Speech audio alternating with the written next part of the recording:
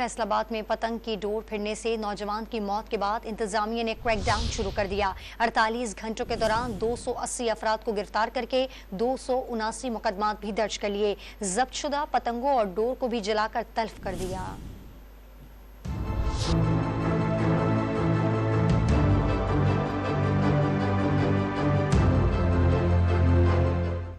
فیصل آباد میں پتنگ کی ڈور پھرنے سے 22 سالہ موٹر سائیکل سوار نوجوان کی موت کے بعد انتظامیہ نے پتنگ ساز فیکٹریوں اور پتنگ فروشوں کے خلاف سخت کریک ڈاؤن شروع کر دیا۔ 48 گھنٹوں میں 279 مقدمات درج کر کے 32 پتنگ سازوں اور دکانداروں سمیت 280 افراد کو گرفتار کر لیا گیا۔ سی پی او فیصل آباد کے مطابق پتنگ بازی کے خلاف جاری مہم کے دوران اب تک 2578 مقدمات درج کر کے 2604 افراد کو گرفتار کیا جا چکا ہے۔ گرفتار افراد میں 11 بڑے مینوفیکچررز، 821 دکاندار بھی شامل ہیں۔ مہم کے دوران 1,41,421 پتنگیں اور 6,571 کے قریب ڈور کی چرخیاں بھی ضبط کی گئیں۔ سی پی او فیصل آباد کے مطابق سوشل میڈیا پر پتنگ بازی کی ترغیب دینے والے 25 ملزمان کو بھی گرفتار کیا گیا۔ فیصل آباد کائٹ فلائنگ ایسوسی ایشن کے نام سے سوشل میڈیا پر پیج چلانے والے ملزم کو پکڑ کر اس کا نیٹ ورک توڑ دیا گیا۔ فیصل آباد میں ضبط شدہ پتنگیں اور ڈور کو بھی جلا کر